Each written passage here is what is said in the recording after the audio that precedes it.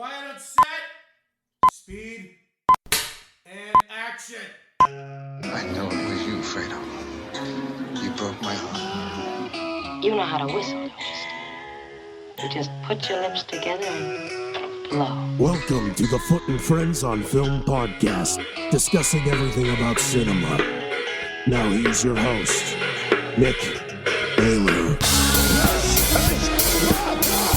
What's in the bar? Houston, we have a problem. You can't handle the truth. I'm not what she said. You're crazy. Welcome to the Foot and Friends on Film podcast, where we discuss everything about cinema. I'm your host, Nick Mailer. On today's episode, John and I are going to be looking at the best films of the 1990s. Everything from 1990 through to 1999. Some big movies. You guys know the routine. It's going to be a good show, so grab your seats, grab your popcorn. It's time for your feature presentation. As mentioned, we're the official podcast of Foot and Friends on Film.com, where our motto is any film you haven't seen is a new experience. We're talking about the 1990s today. Everything from A League of Their Own, The Shawshank Redemption, Lion King, Saving Private Ryan, you know the deal. Let's get the big man on the phone. Please welcome John H. Foote.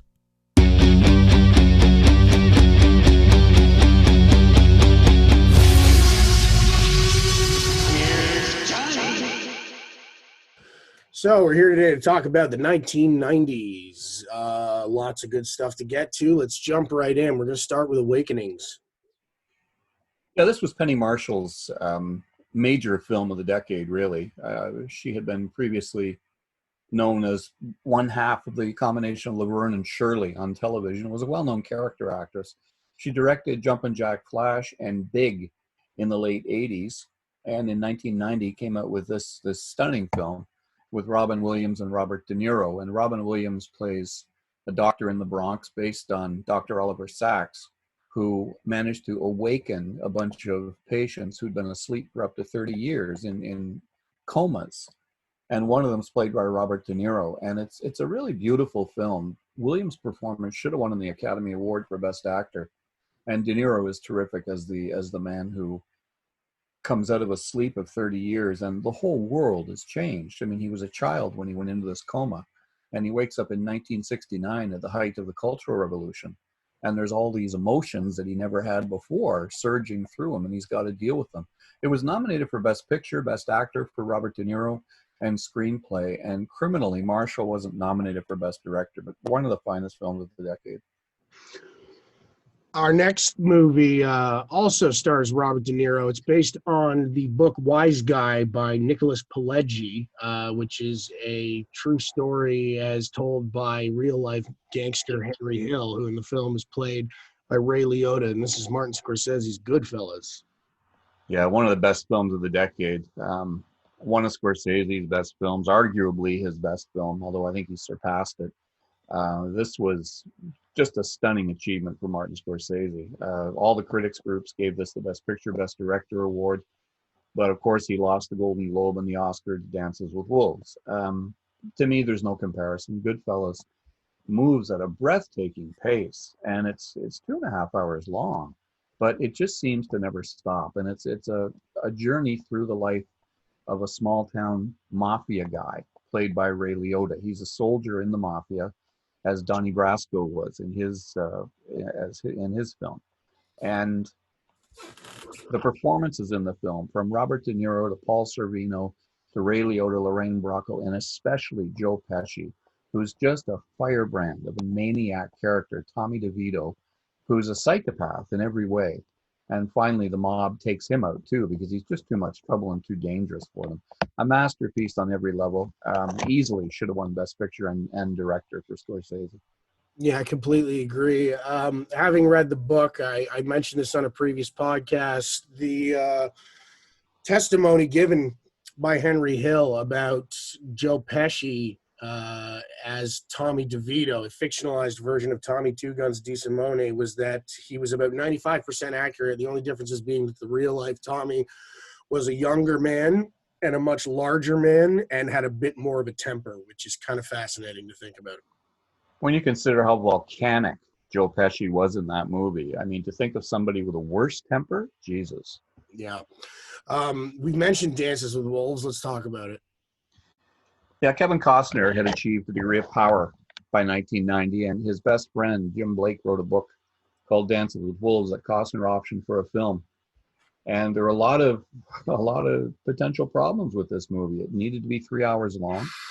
It was spoke half in the native language Lakota, and it was a Western. And Westerns hadn't been really in vogue because of Heaven's Gate 10 years earlier in 1980.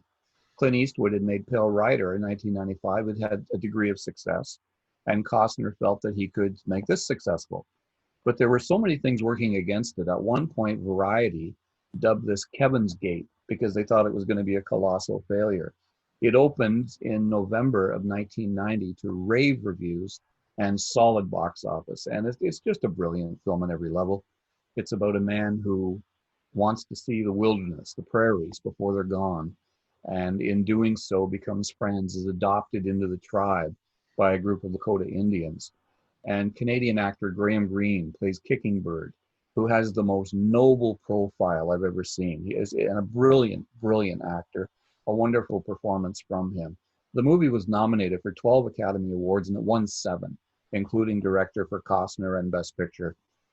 As much as I think Goodfellas should have won, when Dances with Wolves is on television, it's hard to turn away, and it's a hard film to dislike. I mean, it's really made with such craftsmanship, and a worthy winner, I think. Our next film's a bit of a change of pace. Pretty Woman. Well, this one's here because of what it started, and it started the career of Julia Roberts. Initially, this was going to be a tough script called 3000 about a young hooker who spends time with a wealthy man over the weekend. And she was addicted to heroin. She was just a basket case in every way. But Gary Marshall and Disney got a hold of it and turned it into this Cinderella story about this young woman who is indeed a hooker, but she meets a wealthy man played by Richard Gere, and they fall in love. And it's a real Cinderella story, and Roberts was wonderful in the movie. I mean, there's nothing negative to say about her performance. She had great chemistry with Richard Gere, and so few people have any chemistry with Richard Gere. He's not a nice guy. He's a tough guy to work with, and is not well liked in the industry. I think that's a fair statement. But Gary Marshall saw something unique, and he turned Julia Roberts into the Audrey Hepburn of this generation, and she was nominated for an Oscar for Best Actress. Let's talk about The Grifters. I love this movie. Absolutely love it. It's the story of a bunch of con artists, and you never know who's conning who. Angelica Houston plays Lily, who is the mother of John Cusack's character. And John Cusack is with a young woman who is also a con artist, played by Lorraine Benning. And they're all conning each other. And it goes dark very, very quickly. There's incest involved, murder, and a shocking murder at the end of the film that just leaves you thinking, my God, what people will do for money. Angelica Houston's performance is absolutely miraculous. She plays this tough as nails, tough broad who's been involved in crime for a long, long time. And she takes a beating in this movie from her mob boss, who then offers her a drink and gets up and they talk as if nothing's happened, after he's burned a hole in her hand. It's unbelievable. It's a great, great film. Beautifully directed, superbly acted on every level. Martin Scorsese produced it, and it should have been a Best Picture nominee. Moving on to 1991, we have to talk about Oliver Stone's JFK. Still one of the most important political films ever made, and I think you get the answers to who killed Kennedy in this movie. There's a long extended sequence with Donald Sutherland playing a character known only as X, and he's a former high staff general in the military. And in the long extended sequence where he talks to Jim Garrison, played by Kevin Costner, he tells you who killed Kennedy. The government killed Kennedy. And he says that great line, who killed Caesar? His senators. And he's exactly right. Kennedy wanted to dismantle the FBI and the CIA, and he wanted to end the war in Vietnam. And war feeds the military-industrial complex. So to do that, he would be taking money away from these major industries in the United States. So of course they had to get him out of office. Of course they had to kill him. And they did. And I absolutely believe that the government took out Kennedy. Oliver Stone gives you several theories. He gives you the theory of the Cubans, the mafia, and the Kennedy haters. But make no mistake, I truly believe the government took him out. Great performances. Kevin Costner again. Joe Pesci, fantastic as David Ferry. Tommy Lee Jones, brilliant as Clay Shaw. He should have won the Oscar for supporting actor. And superbly directed by Oliver Stone. I think this is his best film. Another very important film came out in 1991. Previously, Thomas Harris's novel Red Dragon had been adapted by Michael Mann in the late 80s as the film Manhunter, where actor Brian Cox played Hannibal Lecter. But a lot of people forget that or don't know that because when the novel that takes place after Red Dragon, The Silence of the Lambs, was turned into a movie directed by Jonathan Demme, we got Anthony Hopkins' performance as Lecter. Yeah, and this was immediately a pulp culture phenomenon. What Anthony Hopkins did in this movie was make the part entirely his own. And you forgot about Brian Cox. I did. I never thought about Brian Cox again as Hannibal Lecter after seeing Anthony Hopkins portray him. The first time we see him, we've heard so much about him. We've heard about his crimes. We've heard what he's done. We've heard he's a cannibal. And the first time we see him, he's nothing like we expect. He's standing in the middle of his cell, absolutely still and erect, and he never blinks. He just seems to look at Clarice and see right through to her soul. And the performance of Jodie Foster, I think, is the key to the film. Make no mistake, Hopkins is brilliant, but Jodie Foster, we see the performance, we see the whole story through her. And she's got that brilliant scene at the beginning of the movie where she turns around in Jack Crawford's office and looks at the posters and the pictures of what Buffalo Bill has done to these women. And the number of emotions that cross her face during that sequence, without saying a word, this is the scene that won her the Academy Award. And she richly deserved it. They both did. Hopkins is on screen less than 30 minutes. And yet still won the Academy Award for Best Actor. And it swept the awards, Best Picture, Actor, Actress, Director, and Screenplay. The first film to do so since One Flew Over the Cuckoo's Nest. I remember in class you gave away some tickets to American Gangster, and that was the question. What was the last movie to sweep all the major awards? And I won the tickets. I had to ask something. I couldn't just give them away. No, of course. All right, up next we're going to talk about Thelma and Louise. This was a great movie, and really started kind of a feminist movement in Hollywood in the 1990s.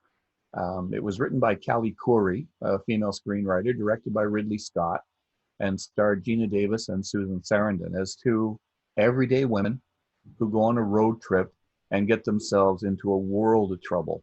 Gina Davis's character innocently accepts the advances of this redneck pig who attempts to rape her in the parking lot. And Susan Sarandon shoots him dead without a moment's thought. He says something very untoward, and she shoots him dead. And they hit the road as fugitives. And we find out that Susan Sarandon's character had been assaulted previously in Texas. And it's a great road movie. The two of them evolve as women. They evolve as characters right before our eyes. Gina Davis's character in particular. Brad Pitt's got a supporting part as the hitchhiker JD they pick up, and he was terrific in the movie, real movie star charisma. And that final shot, when they decide that they don't want to be taken, they don't want to be captured, they're just going to go off the edge of the Grand Canyon, is absolutely iconic and reminded me so much of Butch Cassidy and the Sundance Kid, when rather than show them get blown to bits, they come out of the room surrounded by the Bolivians and all we hear are the gunshots. And Thelma and Louise, they are headed towards the edge of the Grand Canyon, they hold hands, and the car goes over and freeze frame. And it was a perfect ending. Both actresses were nominated for Best Actress. Ridley Scott was up for Director. The only disappointment and surprise was the film was not nominated for Best Picture because it should have been. In the early 90s, we were at the height of the so-called Disney Renaissance with their series of animated films, and it really sort of hit its apex with Beauty and the Beast. Yeah, it's a wonderful movie. It was nominated for 5 Academy Awards, including Best Picture. And it's tough to argue because it's such a beautifully created film. The score, the songs are lovely and put together as good as any of the great classic Disney animation. When Disney started to go into their renaissance, they set all their musicals up as Broadway shows. And so obviously, they must have had a plan because they started making the transfer to the Broadway stage so quickly. So, I despise the studio, but I give them credit. They're brilliant. They're absolutely brilliant. And Beauty and the Beast was the first animated film nominated for an Oscar as Best Picture. And I hate to say it, but deservedly so. It took the place of Thelma and Louise, and I wish there could have been 6 nominees that year because Thelma and Louise deserved to be there, but so did Beauty and the Beast. And it's so beautifully drawn. And the creation of the Beast and Belle are just such wonderful characters. And it launched a whole new, as you say, a whole new era in Disney animation. It really is a testament to the power of and the beauty of classic cell animation, because it is gorgeous to look at even today.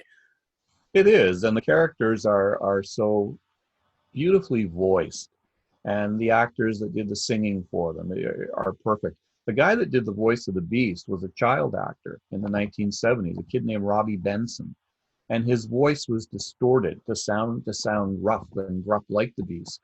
But to look at him, you'd never assume that he could do the voice of this character, yet he did. And I like that they based it on the Jean Cocteau film from the 1940s, Beauty and the Beast, the great French film, in a lot of the art direction, the look and the feel of the film. So it's a wonderful movie. It really is. As far as the live action remakes of these Disney animated movies go, general reception to Beauty and the Beast's live action remake was quite positive. What were your thoughts? Unnecessary? Well, as far as the films go, film by film, I suppose they're well made. I suppose they're well crafted. But my question will always come back to, are they necessary? Right. And why are they being made? And they're being made for one single reason: money. And that really, really upsets me. I think the young lady that played Belle in The Beauty and the Beast, Emma Watson, was terrific. It had a lot of great things in it. I really questioned the casting of the guy that played Gaston. I thought he was a bore. And they could have had a lot of fun with that character, and they just didn't. Because in the animation film, Gaston is a hoot. He's got that great song that stops the show. And it just didn't happen in the animated film. Or the live action film. With the other live actions, they tried to pass The Lion King off as a live action remake, but it's not. It's computerized. Every animal in that film is a computer generated image. And so, they're either going to make them live action or they're not. And they need to make up their mind. I heard an interview with Jon Favreau about the live action remake of The Lion King, and apparently there is one shot in the movie that is actually filmed that's not CGI animated, and I think I spotted it. But yeah, you're right. I mean, the whole thing is CGI, so it's kind of ironic that it's called live action. Anyway, getting back if I could just end this, Nick. I just think with all the talent of young people I saw come through the Toronto Film School, and knowing that there's many film schools in North America, I just can't believe that Disney couldn't bring in some of this young talent and create fresh new ideas rather than rehashing their old stuff, And they're not even doing it well. Dumbo was a disgrace. Fair enough. Rant over. Sorry. No, that's all good. That's why we're here. Back to 91. Let's talk about Bugsy. I love Bugsy. I absolutely love this movie. Warren Beatty is one of my favorite actors and favorite directors. He is laser smart. I've interviewed the man, and he doesn't miss a trick. And he's very patient about how he answers questions. He takes his time, and he never looks away from your eyes. He's looking at you all the time. And just a very generous, decent, good guy. And yeah, I know all the tabloid stories about his promiscuous years. Who cares? I don't care about their personal life at all. I never have. He commissioned his friend, James Toback, to write a script about Bugsy Siegel. Bugsy Siegel was a gangster who hung out with Meyer Lansky and Charlie Luciano in the 1930s. And he came to California looking for ways to ease into the mafia in California, and instead of easing in, he took it over. And during a trip to the desert in Las Vegas, Las Vegas was once a tiny little pathetic town, he had a vision. And that vision was the Flamingo Hotel, which he built in the middle of nowhere in the desert in Las Vegas. And Las Vegas, Nevada was built around his hotel. So Bugsy Siegel created Las Vegas. And he spent so much money doing it, the mob eventually had him executed. Warren Beatty is stunning as Bugsy Siegel. They call him Bugsy because when he lost his temper, he just went out of his mind. And we see a couple sequences where he loses his temper, and Beatty is absolutely terrifying. The film was nominated for 10 Academy Awards. It won twice, art direction, costume design. But man, Beatty was something else. I was rooting for him. As much as I love Hopkins, I was rooting for Beatty. But it wasn't his year. Up next, we got to talk about Terminator 2 Judgment Day. Yeah, and you know, I like this movie in spite of myself because I know what Arnold Schwarzenegger is. He's not an actor. He's a movie star. But damned if he wasn't a good one. He knew what film to pick. And when James Cameron brilliantly cast him as the Terminator in 1984, he found the perfect role for him. He's a badass in that movie. Now, in this film, Schwarzenegger insisted that his character be more likable, so they rewrote it so that when he comes back, he's a good Terminator. He's trying to protect the kid. And it worked. It worked like a charm. And they used some of the first glimpses of CGI visual effects in this movie with the other Terminator played by Robert Patrick. Robert Patrick, yeah. And it was alarming how effective it was. And you know, you actually swear you're seeing Schwarzenegger do some good acting. You're not. It's the script and it's all the actors around him. But it was a hugely popular film and made clear that James Cameron could do the job, man. He could direct. I love The Abyss. That's one of my favorite films. I mean, as far as making a kick-ass action movie goes, James Cameron absolutely can do the job. I unapologetically love Arnold Schwarzenegger. I'll never argue that he's a great actor. You're right. He's a movie star. Yeah. I think he's the living personification of the American dream. 100%. Absolutely. Good point. And, you know, his movies are fun. Kindergarten Cop. I howled at Kindergarten Cop. But it's a stupid movie. Yeah. And Twins with Danny DeVito is equally stupid. But, damn, it works. It works. And he was always so willing to make a complete ass of himself. And I like that. I got to give him credit, you know? Yeah, I also love Linda Hamilton in this movie. And for this site, I gave Terminator Dark Fate, Terminator 2 Judgment Day was the last Terminator film that anyone could call necessary, even if it was. But I really enjoyed the last one where they brought Linda Hamilton back, and Schwarzenegger has some good moments in it. He gets to kind of do something new. But, I mean, man, Linda Hamilton kicks ass. She does. She's an action star, and she's a good one.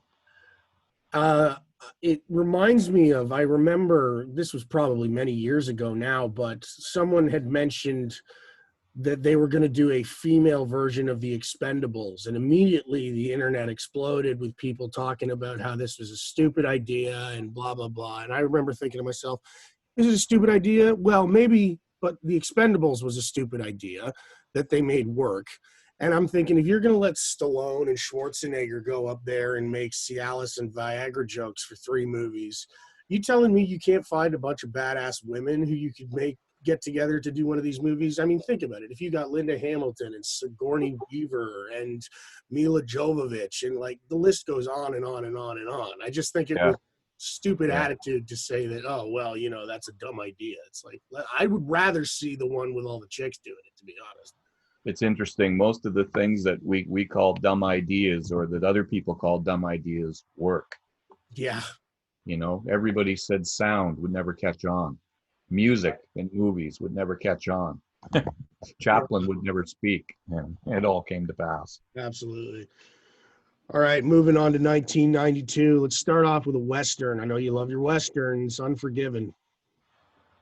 This is interesting. This is an interesting story. The first time I saw Unforgiven, I didn't like it. I missed the press screening, so Sherry and I went to see it. And we went to see it, and we come out of it just, what the hell was that? But neither of us could stop thinking about it all week. And we finally decided the reason we didn't like it, it was the first movie she'd seen after having our daughter, Aurora. And maybe we should have picked something lighter, because this was pretty bleak and pretty dark. So we went back to see it a week later and came out of it loving it. Just looking at each other, what did we miss the first time? This is a masterpiece. Clint Eastwood took everything he did well as an actor, a director, and a producer and threw it into this movie. And they say that, in the 70s, and I've said this, if anybody had told me in the 70s that Clint Eastwood would one day be a great actor and a great director, I'd laughed in their face. And I wrote that in my book about Eastwood. But he did become a great actor. Time did something to him, made him deeper, more complex. And when he got the script for Unforgiven in 1981, he put it away because he said, I'm not ready to do this yet. I'm going to do it. I want to play William Money, but I'm not ready yet. And he put it away for 10 years and then finally came back to it. Now I'm ready. And he was absolutely right. He's brilliant in the film. He plays an aging gunfighter who was a horrible man. He killed women, children, dogs, anything. As he says, I've killed just about everything that ever walked. And he goes back to win a bounty for a woman who had her face cut up. And he does. And my God, the havoc he wreaks in that town. He locks horns with Gene Hackman, who's a sadistic, vicious, vile human being. And he gets the better of him. It won 4 Academy Awards, Best Picture, Best Director, Supporting Actor, and Sound. And won the LA Film Critics Award, also won the LA Film Critics Award for Eastwood for Best Actor. And he got his first Academy Award nomination for acting for this film as well. One of the great Westerns of all time, right up there with The Searchers. All right, up next, we're talking about a movie that contained the performance that should have won the year's Best Actor award, Malcolm X. The first time I saw Malcolm X, it was introduced by Spike Lee. And he stood up and, as far as I'm concerned, shot himself in the head. He said to the press, you're about to see the greatest movie ever made. Jesus. And then he might as well have just put a gun to his head and blown it off, because from that point on, it better be the greatest movie ever made.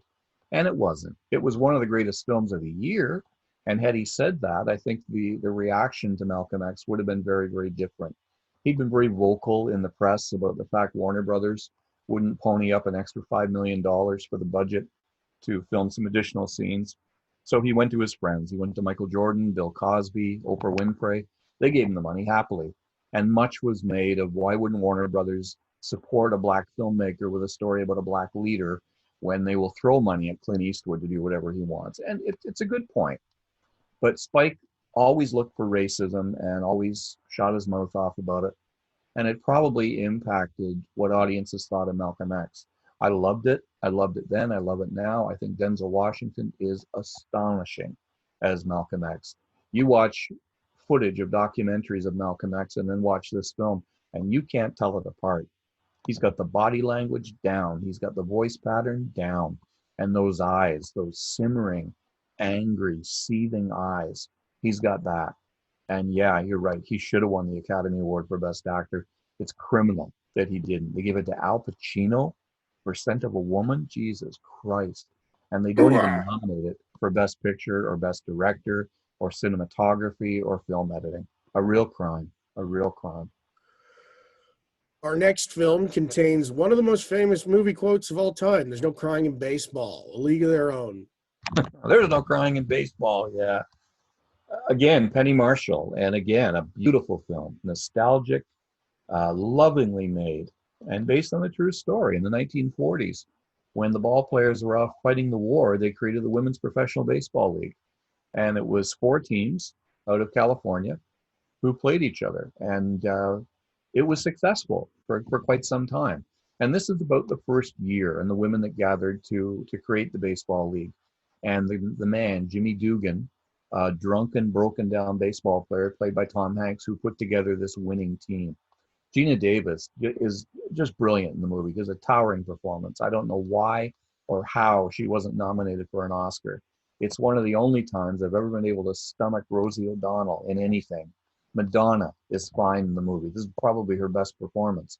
And at the center of it is Tom Hanks giving what I think should have won Best Supporting Actor that year. Just a great, great performance. And it really gives you an idea of what baseball meant to America at this time. You know, when the war was raging and people needed a distraction, baseball was it. And that great, great speech at the end of Field of Dreams that James Earl Jones gives sums up what America thinks about baseball. And a great film. Not a single Academy Award nomination, and it should have had 10.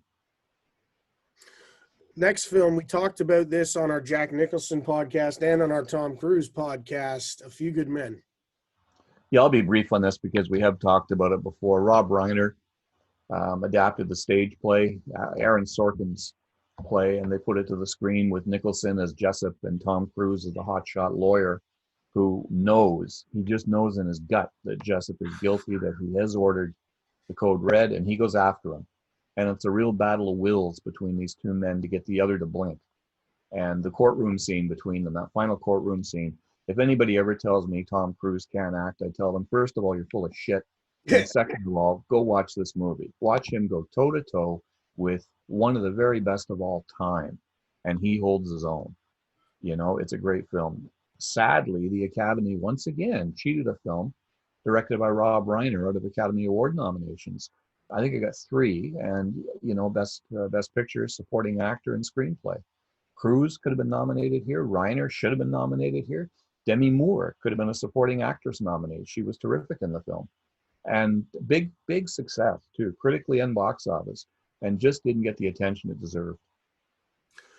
Moving on to 93, we're starting off with 2 Steven Spielberg movies that could not be more different. I'm going to let you take the lead with Schindler's List.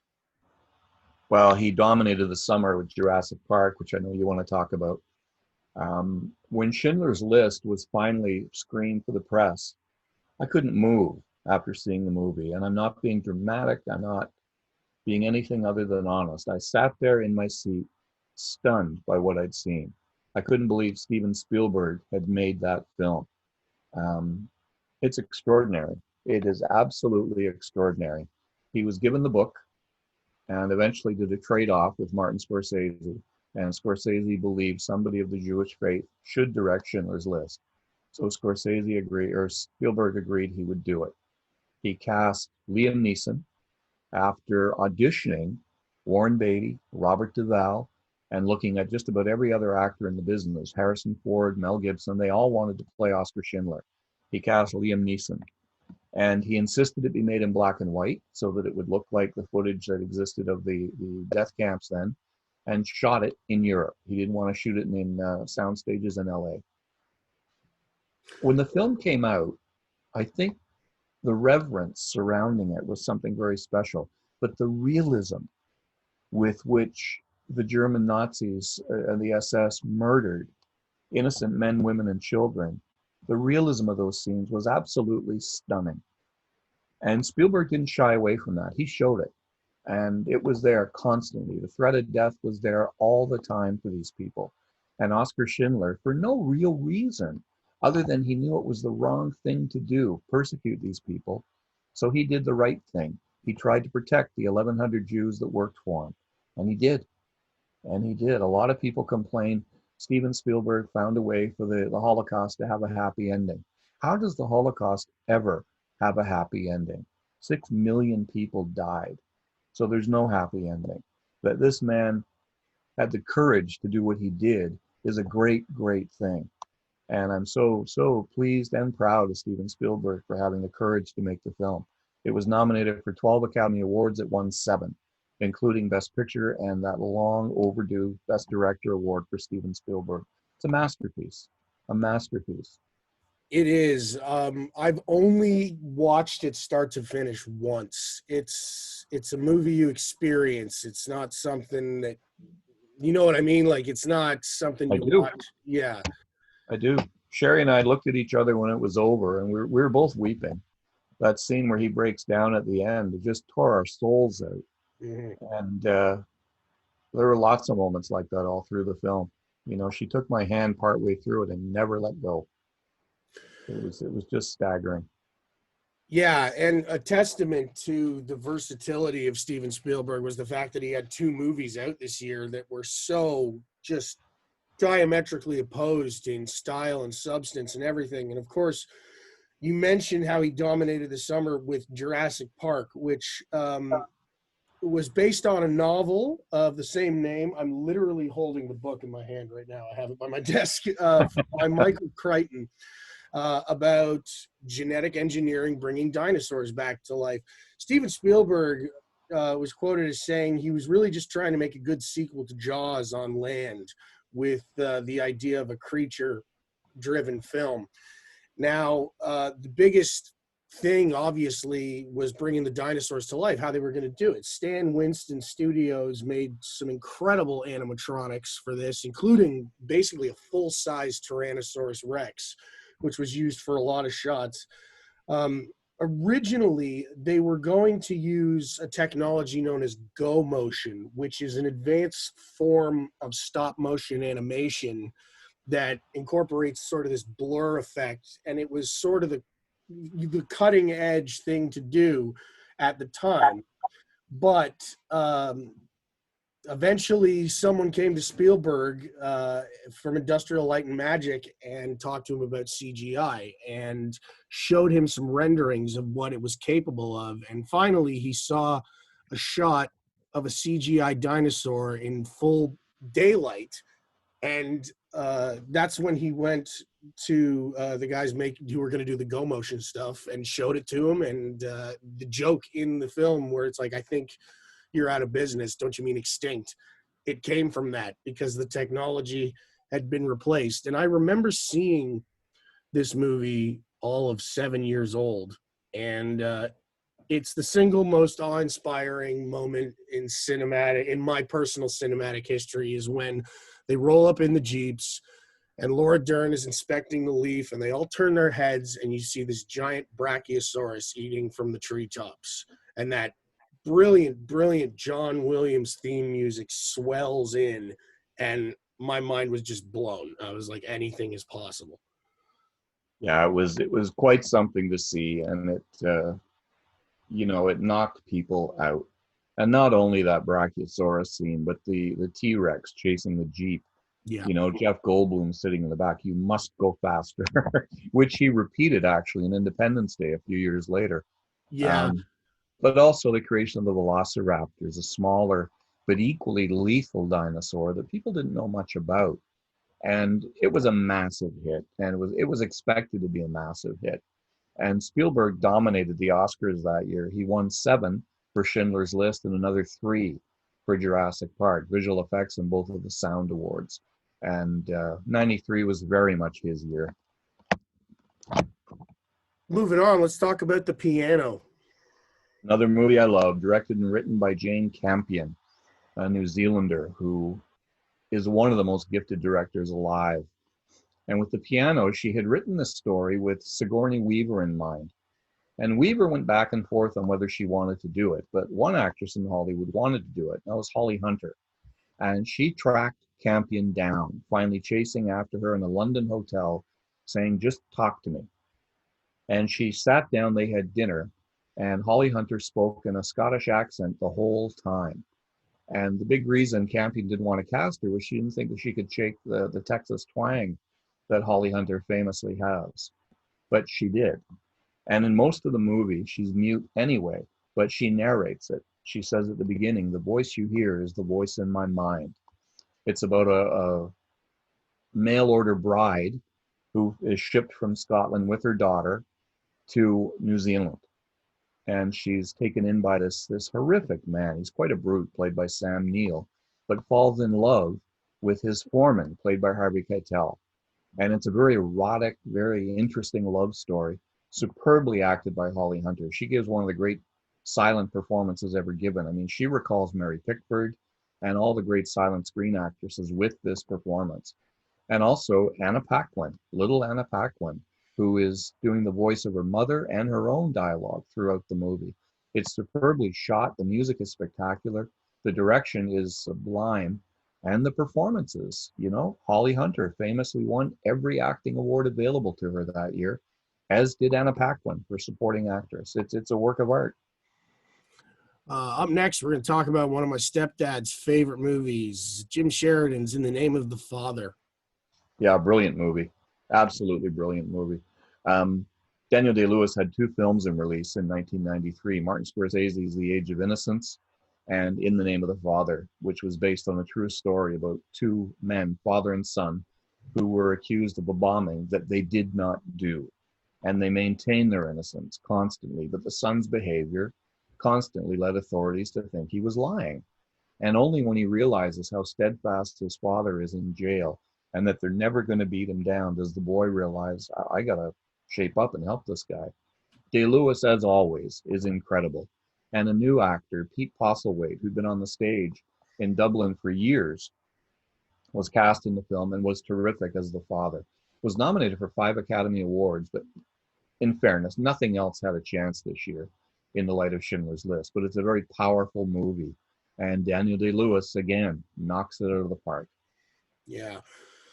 Let's talk about A Perfect World. It's an interesting movie. It's a Clint Eastwood movie, and it contains probably the best performance of Kevin Costner's career. It's interesting to remember that he and Eastwood locked horns on this movie a couple times. Costner was late coming in for a shot, and Eastwood doesn't mess around. He's there to work. And so he grabbed his stand-in, put him in the shot, did the shot over his shoulder, so we didn't need to see his face, and moved on. Costner wanders into the scene and says, okay, I'm ready. And Eastwood says, we're done. And Costner says, what do you mean you're done? I was in the shot. He says, I'm not here to dick around. I'm here to shoot film. So if you want to shoot film, be on time, or I'll shoot the whole movie with your stand-in. And Costner was never late for a scene again.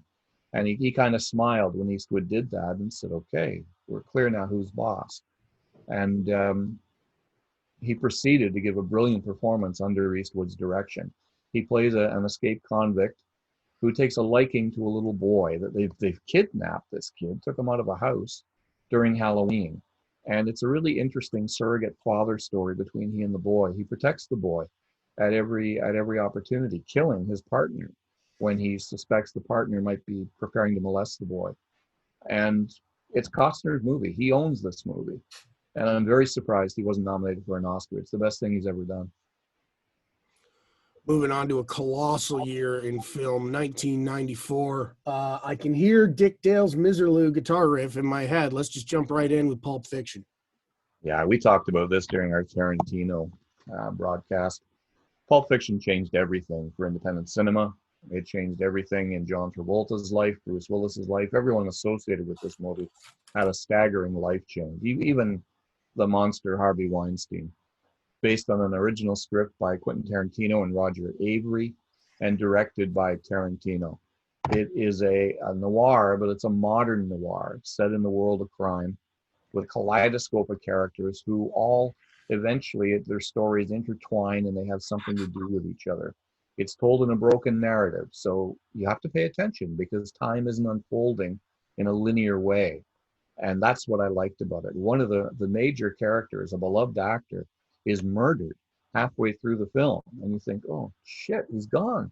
But of course, then he comes back at the end of the film and you leave on a happy note because you see him alive. You know he's dead, but you see him alive again. And it was brilliant. He went after John Travolta, whose career was dead. He was as career dead as you can get. Wealthy as hell through his deals, but he wasn't acting anymore. And he got him for the lead. And Travolta responded with a performance that won him the LA Film Critics Award for Best Actor and got him an Academy Award nomination. Sam Jackson was terrific. Uma Thurman, Bruce Willis. There's not a weak performance in the film. And it's all tied together in a pretty bow by Quentin Tarantino, who rocked it. I love Forrest Gump. I truly do. But no way Forrest Gump's a better movie than Pulp Fiction. Forrest Gump is my desert island movie. If someone asked me if you could only ever watch one movie again for the rest of your life, but as many times as you want, Forrest Gump is the one that gets the answer for me. I won't ever argue that it's the greatest film ever made, but I think that's The Godfather Part 2. But I'm thinking if I only ever get to watch one movie ever again, I got to have something with a little hope and a little optimism. And so that's why I go with Forrest Gump. And you're right, it's filled with hope, it's filled with optimism, and it contains that incredible performance from Tom Hanks. I mean, he is stunning in this movie, and no argument with him winning the Academy Award, his second consecutive for Best Actor, as this idiot savant. But it's filled with great performances.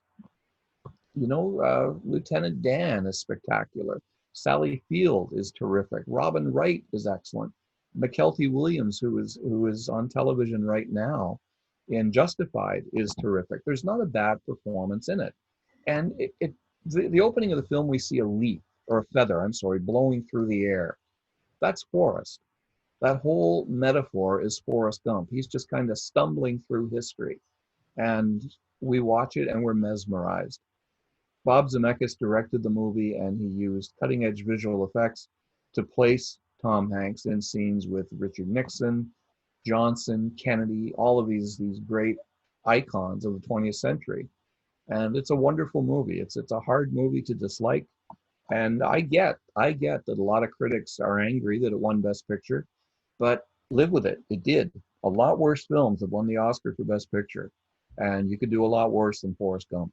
Amen. I've always sort of contended that 1994 should have been a three-way split for Best Picture between Pulp Fiction, Forrest Gump, and this next movie, which many people consider to be one of the greatest of all time, and that's The Shawshank Redemption. Such a bumpy history this one had. I saw it at TIFF in 1994 and immediately thought, this is one of the best movies of the year. It's a metaphor for life. It's a reflection of life set in prison. Then it opened and it bombed. And I mean bombed. It tanked. And it was out of theaters in 2 weeks and on video 3 weeks later. And then something remarkable happened. People picked it up. They kept renting it and seeing it and watching it. And the word of mouth for The Shawshank Redemption became extraordinary. You talk to people about the best movie they'd seen that year, Shawshank Redemption, no question.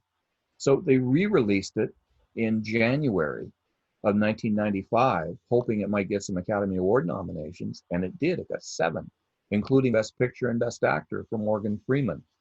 Frank Darabont directed the film, and I think did a masterful job. It's based on a Stephen King novella called Rita Hayworth and the Shawshank Redemption, and they include virtually everything in the story. It's all there on screen. And the only real change he made was Red, the character Morgan Freeman plays, was written as a white Irishman, a white red-headed Irishman. And he wanted the best actor he could get for the part, and that was Morgan Freeman, so he changed him to a black actor. And it works. And he and Tim Robbins have a lovely chemistry. And I mean, you talk about hope and optimism with Forrest Gump. This movie's loaded with hope. Hope is what drives this movie, you know, seeking for a better life, getting away from the corruption that they're a part of in this horrific prison. And a movie masterpiece. Yeah, and there is a little homage to that character change when Red is playing catch in the yard, and Andy asks him, why do they call you Red? And he's like, I don't know. Maybe it's because I'm Irish. Yeah, yeah. Up next, we're talking about a movie we briefly mentioned before, The Lion King, which I was in TFS, and I remember making a comment like, "Oh, The Lion King's like the first original animated movie Disney's made," and a friend of mine said, "It's not an original story; it's Hamlet." He's right, and my mind exploded. I was like, "Oh my God, it is!" He's right, and it's also Romeo and Juliet. It's several other Shakespearean plays all wrapped up into one and delivered nicely. But he's right; it's Hamlet. And everything goes back to Shakespeare anyway. Every type of literature, every type of play, you can find somewhere in Shakespeare. The Lion King, to me, is the greatest hand-drawn animation film ever made. I think it's a work of art. I can't believe it wasn't the Best Picture nominee. If Beauty and the Beast was the Best Picture nominee, this movie should have absolutely been there. The beauty of the animation, the score by Zimmer is spectacular. The songs, the characters, and Jeremy Irons' performance as Scar is frightening. And he even pays homage to his Oscar-winning role in Reversal of Fortune, where they say to him, "You're a bad guy. You have no idea." Mm-hmm. And he said that very same line in Reversal of Fortune. And on every level, a brilliant film. And the masterful songs by Elton John and Tim Rice. Oh, God, it's flawless. It really is flawless. And I don't know why they tried to make a live action film out of it. It was a stupid idea. Yeah, but it kind of worked. I mean, I got everything I wanted out of that remake. I just wanted to see the same movie with like a new cast, and I enjoyed it. But you're right. When I did my top 10 films of all time, this was on the list. I love The Lion King. It started my my obsession with the music of Elton John, and it's just a masterpiece. I agree on every level. If you're going to watch either one, if you're going to watch the animation or the live action, which one do you choose? Oh, See, to me, it's a no-brainer, the animation. yeah. You know what? I would say the animation as well. Here's the thing: I've only seen the live action one once, and I've seen the animated one like 500 times.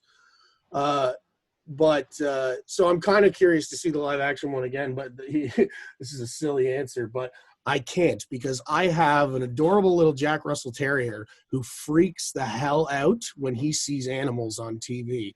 And I just put up a still frame of baby Simba from Jon Favreau's The Lion King, and he started going nuts at the TV. So I wouldn't even be able to sit through it with him in the room. Yeah, I'm talking about you.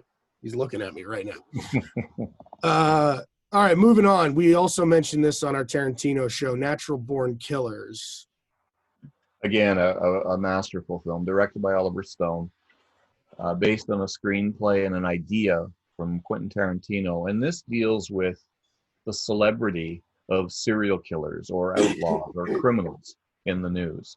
It is acted with force and power by Woody Harrelson and Juliette Lewis. This is the best thing I think Juliette Lewis has ever done. There are great supporting performances from Robert Downey Jr. as a self-centered asshole of a TV host, Wayne Gale, and Tommy Lee Jones as the warden. And the editing style is very similar to JFK, fast cuts and different types of film stocks, 8mm, 16mm, 35, 70, video, and an extraordinary study of indeed what makes celebrities out of killers. Why does the public have a fascination for killers? And I remember around this time, Paul Bernardo and Karl Homolka were being tried for the murders of schoolgirls in the Niagara region. And I got it. I absolutely got it. I understood what Stone was doing, what he was saying, and was horrified by the fact Bernardo and Homolka were the most famous people in Canada at that time. And a lot of magazines, film magazines, picked this as the year's best film. The Academy wouldn't do that. They haven't got the guts to honor a movie like this, but it certainly should have been among the nominees. Up next, we're going to talk about Quiz Show. Really good movie, a really solid movie based on a true story about a quiz show that was caught cheating.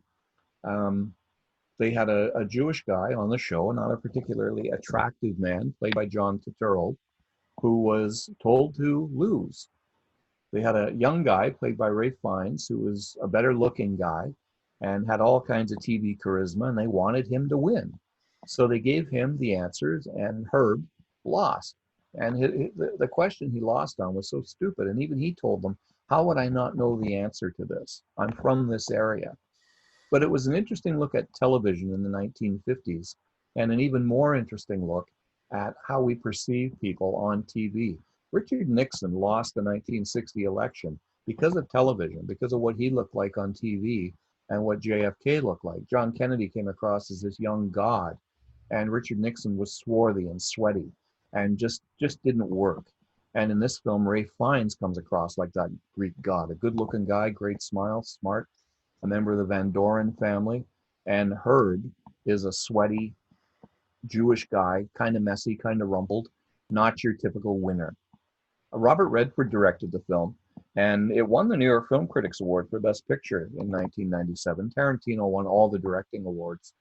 And the story goes, Pulp Fiction had won the New York Film Critics Award on the first 3 ballots, but then somebody said, we can't do this. We can't give Tarantino Best Director, Script, and Best Picture. Nobody thought to say, why not? We've done it before. Mm-hmm. So they voted again, and Quiz Show came out on top. A good movie, absolutely solid movie. I think the best movie Robert Redford ever directed, but others think different. And rounding out the year, we're going to talk about Bullets Over Broadway.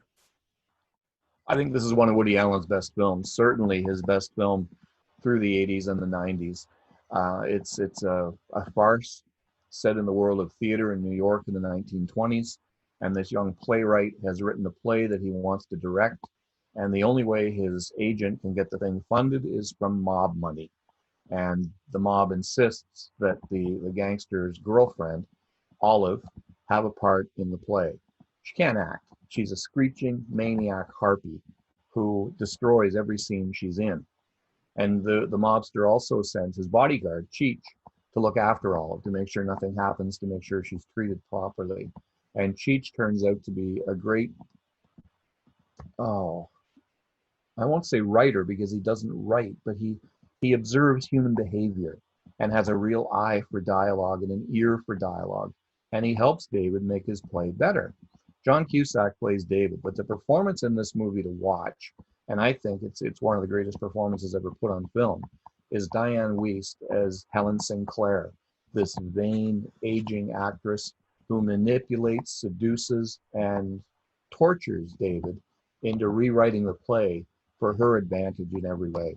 It's very funny. It's got great performances. It's a typical Woody Allen ensemble film. There's not a bad performance in it, and you will laugh all the way through it. And I remember sitting in the press room, and when Cheech finally kills Olive, the place erupted into cheers because this dreadful actress was dead. When AFI did their top 100 movie quotes of all time, Tom Hanks appeared on the list 3 times, all from films from the 1990s. And we've been through 2 of them already, but the next one is for the quote, "Houston, we have a problem." Let's talk about Apollo 13. Just a brilliant film. And Ron Howard had a great reputation as a mainstream director. You know, his movies were solid entertainments. They made money, but nobody really thought they were art. And with Apollo 13, he stepped into the realm of being a great director. If he never made another great film after this, it would be okay, because Apollo 13 was a masterpiece. It's one of those movies where we know the ending. You know, I remember when this happened, and I was aware they got back okay. But he racked up the tension throughout this film, and you were never sure. You were never sure. Maybe he was going to pull a Tarantino and mess with history, but, you know, he didn't. He told the story as it unfolded. It's beautifully acted by Tom Hanks, Bill Paxton, Kevin Bacon, especially Ed Harris as Gene Kranz, the guy who ran NASA on the ground for all of these flights. And I still can't believe Harris didn't win the Academy Award. He should have. Apollo 13 was nominated for 9 Oscars, but it did not get a Best Director nomination, which was ridiculous. Howard did win the DGA Award for Best Director, which made it even more stupid that he wasn't an Oscar nominee for Best Director. It truly is a masterpiece. It holds up. It's still one of the best films I think ever made. Yeah, and he actually filmed in 0G. They went up in the Vomit Comet and everything. Yes, he did. Kevin Bacon was unimpressed with the Vomit Comet. He threw up every time they went up. So it earned its name. Yep, it did for him. We talked about our next film on our Sean Penn podcast. Brilliant performance in a film directed by Tim Robbins in Dead Man Walking. Yeah, 95 was kind of the year. I mean, it was right after Pulp Fiction. It was kind of the year the independent films broke through into the mainstream and started challenging the studio product for greatness. And Tim Robbins had gone off and written and directed this little film with Sean Penn and Susan Sarandon based on the life of Sister Helen Pergine, a nun who was a spiritual advisor to a young man who was going to be executed. And Sean Penn is absolutely brilliant as Matthew Poncelet. He looks like a cobra. You know, these guys on death row have all this time to play with their hair and their beards, and they look good. They believe they look good. But he looks constantly like a king cobra. His eyes are hooded, and he just sits. He's still. And it's just a brilliant piece of acting, and matched every step of the way by Susan Sarandon, who won the Academy Award for Best Actress. I think they both should have took Oscars. I thought Penn was extraordinary, and a great directing debut from Tim Robbins. Our next film, we really one of these days have got to do a podcast on Nicolas Cage, because as far as actors go, nobody really swings for the fences like him. And when he's bad and he's in bad movies, it's pretty damn terrible. But when he's good, there's nobody better. And this is an example of that, Leaving Las Vegas. He's probably the most courageous actor working. He will literally do anything. And, you know, right now he does anything to pay the tax man because he owes millions in back taxes. But in the mid-90s, he made a film called Leaving Las Vegas. It was made for $2.3 million. They had no money to make this movie. They shot it on 16 millimeter film, and they shot it in 17 days. And Nicolas Cage portrays an alcoholic who goes to Las Vegas to die. He's got a pocket full of money from his severance and everything he's cashed in.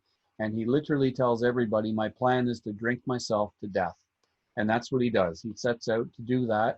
He meets a young hooker, and unexpectedly they fall in love. And it's the last thing he expects to do. But he tells her in a shopping mall, he says, you can never ask me not to drink. And she doesn't. She allows him to go through what he set out to do. And to prepare to play an alcoholic, Cage got drunk and had a friend shoot him on videotape as to what he was like, and he brought that to the performance. It's one of the most acclaimed performances in movie history. It won everything that year, including the Academy Award for Best Actor. I'm torn on that, because as good as Cage was, I thought Penn was better in Dead Man Walking, but still a stunning piece of acting from both of them.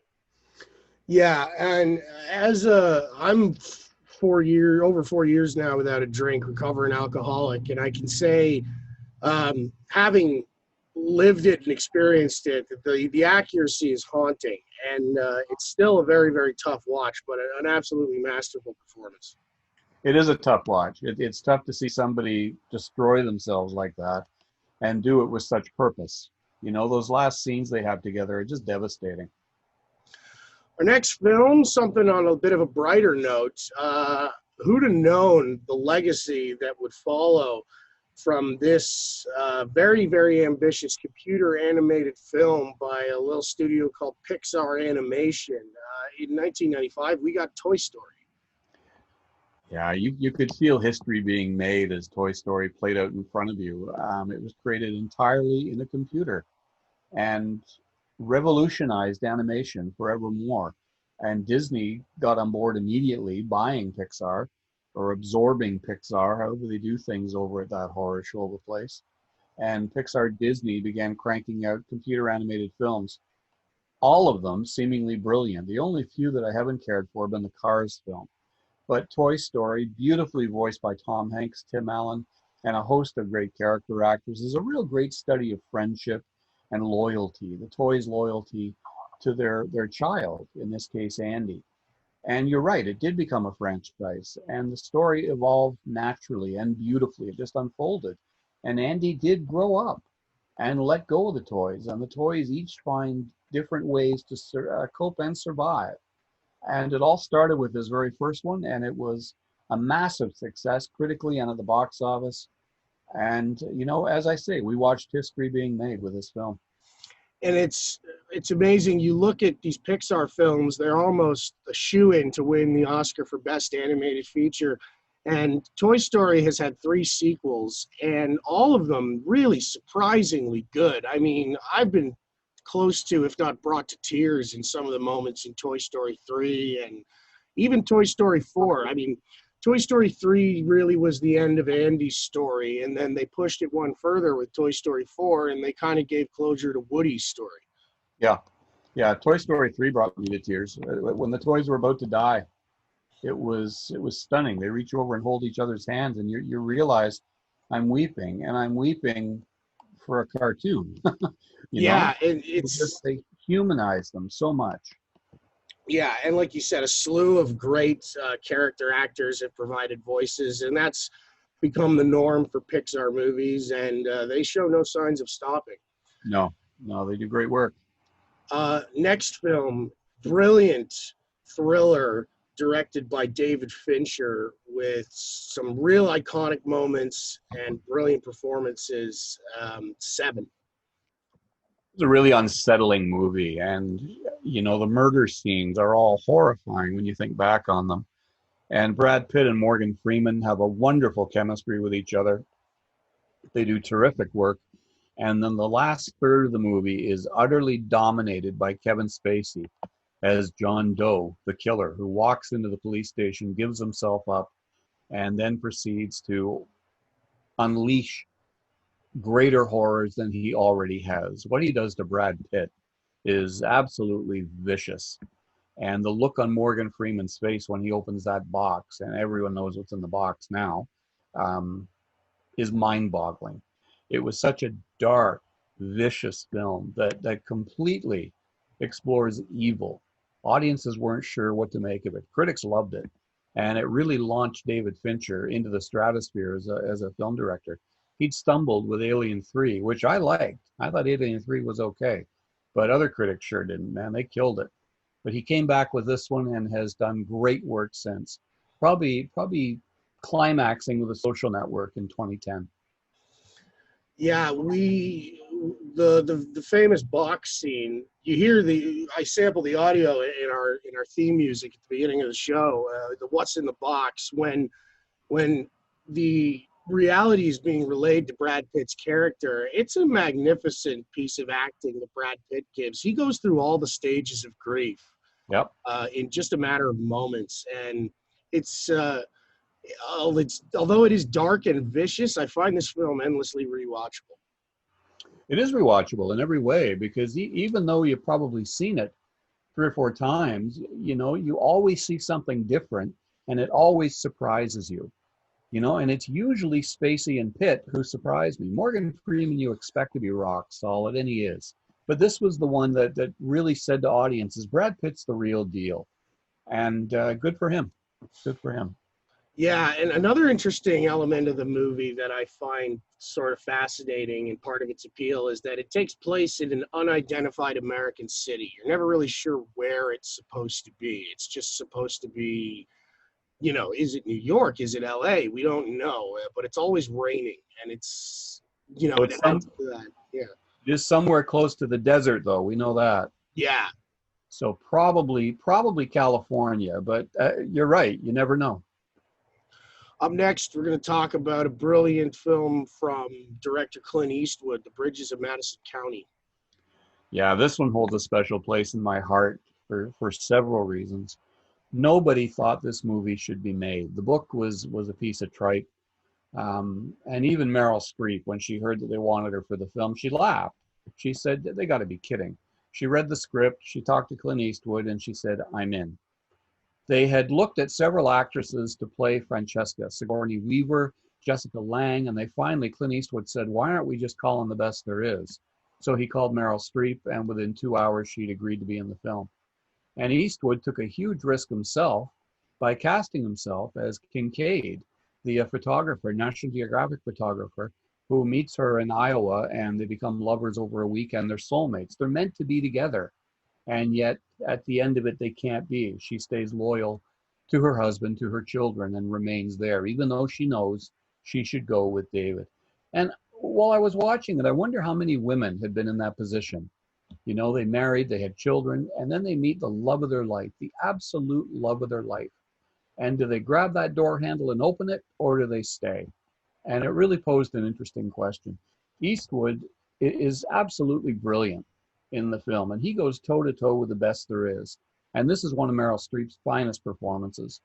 What I liked about it was it was a love story that made sense. You know, there was no easy out, there was no happy ending. It's a tragedy ultimately, but beautifully done. And they each stay true to who they are. And just a terrific movie. I can't believe it wasn't a nominee for Best Picture, Actor, Director, several nominations for sure. Mm-hmm. Jumping into 1996, we're going to start off with the Coen Brothers' Fargo. It's one of the best movies I've ever seen. It's a comedy. It's a black comedy, but it's also a razor-sharp drama. We are introduced about 25 minutes in to Marge Gunderson, who is a pregnant cop who runs the police department in Fargo, Minnesota. And there's been a murder, a couple of murders, and she's investigating. And she's, 7 months pregnant, vomiting in the morning sickness, the whole bit, and speaks in a very strange, unique accent that you can't help but chuckle at. And there's two killers on the loose, and they are going to do whatever they can to get the money promised to them. William H. Macy plays a kind of a likable loser who has set up the kidnapping of his wife, knowing that his father-in-law will pay the ransom, and he'll take a cut of it to make good some fraud he's committed at work in the car lot. And it really unwinds beautifully, and it's kind of a puzzle of a film to put together, but it's anchored completely by the performance of Frances McDormand as Marge Gunderson. It's gruesomely violent sometimes. The wood chipper scene is a shocker, but it's a real interesting study of just a different way of life in a very bizarre, isolated part of the United States.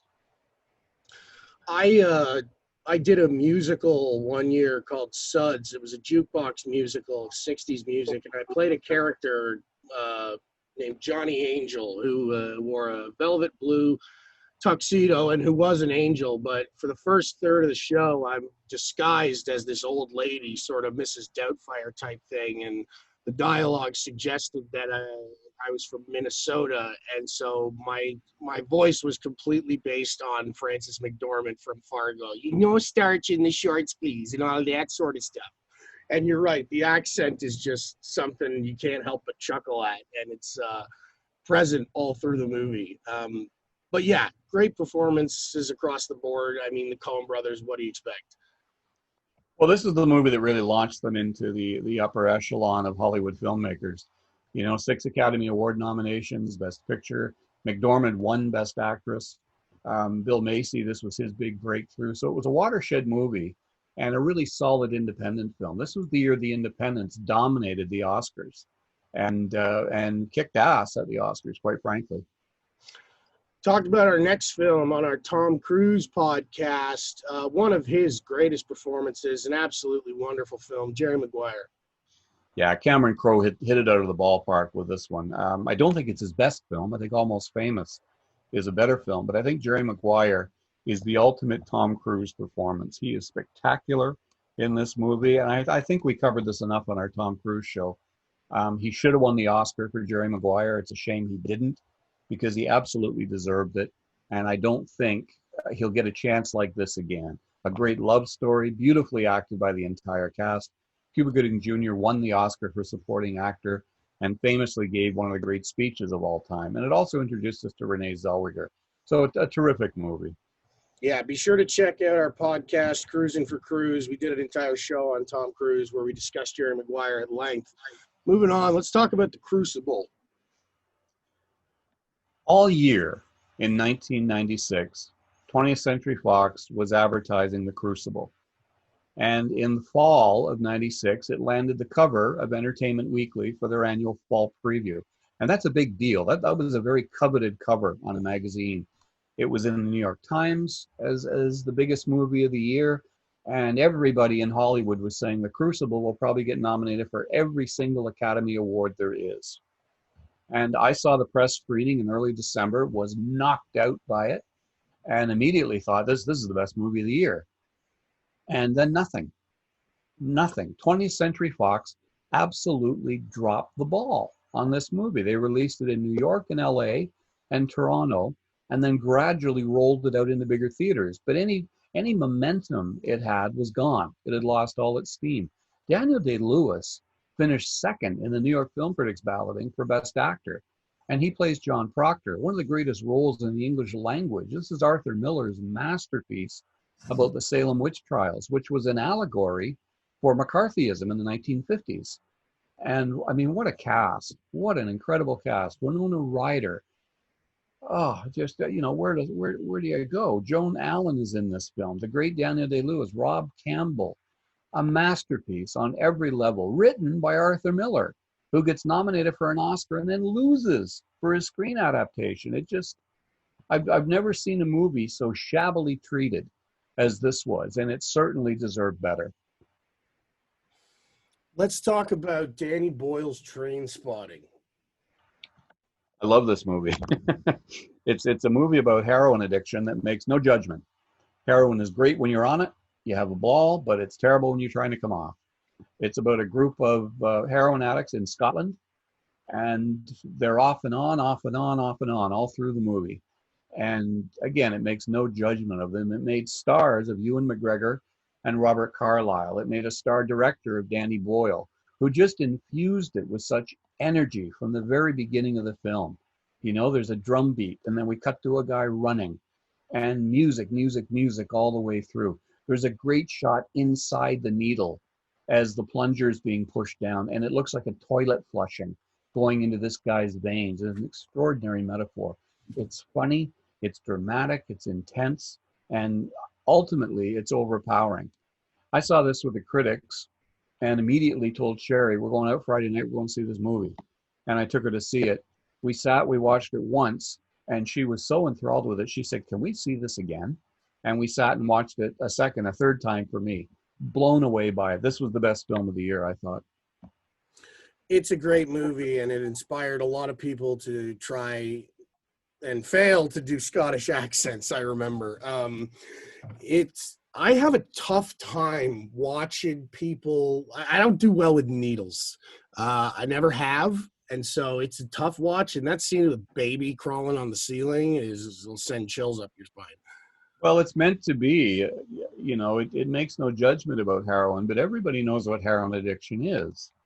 And coming off of heroin, the withdrawal from heroin is said to be among the most horrifying experiences ever. So I think Boyle nailed it, completely nailed it, as to what the horror of coming off heroin would be in this film. Coming up on 1997, let's start off talking about LA Confidential. Just a brilliant film. Curtis Hanson directed this based on the book, and it is in every way a film noir masterpiece. You're never quite sure who the good guys are and who the bad guys are until the police captain turns around and shoots Kevin Spacey's Jack Vicenzes, and Vicenzes says to him the words that will incriminate the police captain, Rollo Tomasi. And it's just a stunningly big, beautiful film set in the 50s. No expense was spared on the production value. It's a great looking film. And the cast, Guy Pearce, Russell Crowe, Kevin Spacey, you know, extraordinary. Kim Basinger won the Academy Award for Best Supporting Actress and deserved it. You know, people were saying, well, she's getting it for long-term service. Bullshit. She was great in this movie. And Kevin Spacey played his LA cop in the manner of Dean Martin, just ultra cool, you know, and on the take. He's a bad cop until he looks himself in the mirror one night and becomes a decent cop. And I loved it. This was the best movie in 1997. We're going to talk about the one that won Best Picture in a little bit, but I know this next one is one you absolutely love, The Apostle. Yeah, The Apostle. I was in the audience the night at TIFF that this got sold, and 20 minutes into the movie, one guy on my left stood up and ran out the door, a guy on my right stood up and ran out the door, and they were buyers for different movie studios. One was from October, the other was from, I believe it was Miramax, and they're in the lobby arguing about who's going to buy the film, and they finally sold it through the night. 20 minutes into the movie, you knew you were watching something very special. You're watching Robert Duvall, one of the greatest living actors, give the performance of his lifetime. And it's just a volcanic performance filled with such fiery energy. He's a real preacher. He believes in what he preaches. And when he finds out his wife is cheating on him, he kills her lover with a baseball bat and then flees into the swamps of Louisiana to carve out a church in a black community, in a poverty-stricken black community, to atone. He's both Cain and Abel wrapped into one man. And Duvall was astonishing in the movie. I'm still in shock. He lost the Oscar for it. Paid for it with his own cash, ponied up the $6 million out of his pocket to make the movie when all the studios, major and minor, turned him down. And it swept the Independent Spirit Awards. It won Best Picture, Director, Actor, and Screenplay. Got a single Oscar nomination, Best Actor, which it lost. In the 1990s, a guy named Mark Wahlberg was trying desperately to get away from the image he had as rapper Marky Mark, and this next film did a lot for that effort. We're talking about Boogie Nights. Paul Thomas Anderson brought this to TIFF in 1997 as a work in progress. Some of it wasn't finished. There were scenes in the movie that were not seen in the original cut that went into theaters. The color wasn't corrected. It wasn't quite done, but it was still, probably 95% finished. And when it was over, it was the talk of the festival. Immediately, everybody was talking about Boogie Nights. Paul Thomas Anderson was a director who had two distinct styles. One, very similar to Robert Altman, two, similar to Martin Scorsese. And he merged those to create Boogie Nights, which is a study of the industry, of the pornography industry in the late 70s and into the 80s, when film moved to videotape, making things easier and much, much cheaper. And Mark Wahlberg plays a young guy who's extremely well endowed, and he parlays that into a major career in the adult film industry. And these people, these people aren't millionaires. They're famous and they're wealthy, but they're not millionaires. They're not like Hollywood stars. But it's still very much an industry and a very lucrative industry, from what I understand. And it really announced the arrival of Paul Thomas Anderson as a filmmaker, and was among the best films of the year. I'm shocked the Academy didn't have the guts to nominate it for more than they did. Let's talk about one of the great Canadian films of all time that came out in 97, The Sweet Hereafter. Adam McGoyan directed this haunting movie about grief in a small town. All of the children except one in a small town in British Columbia are killed when a bus goes off the road down under the lake, the ice cracks, and the bus sinks. And the only child left is played by Sarah Polley, who is left handicapped for the rest of her life, paralyzed from the waist down. And it's a movie about a town coming together, binding together through their grief. And I haven't seen a movie in my life that portrayed grief as well as this one did. There's a scene where the lawyer goes to the home of kind of a hippie family who have lost their only son, an adopted boy. And Arsene Kanjan, Adam McGoyan's wife, portrays grief with such harrowing realism. You just want to embrace her and hold her till it passes. It's just a miraculous movie. Sarah Polley is breathtaking as Nicole, the young girl who, realizes her father is not what he's claimed to be. They have an incestuous relationship.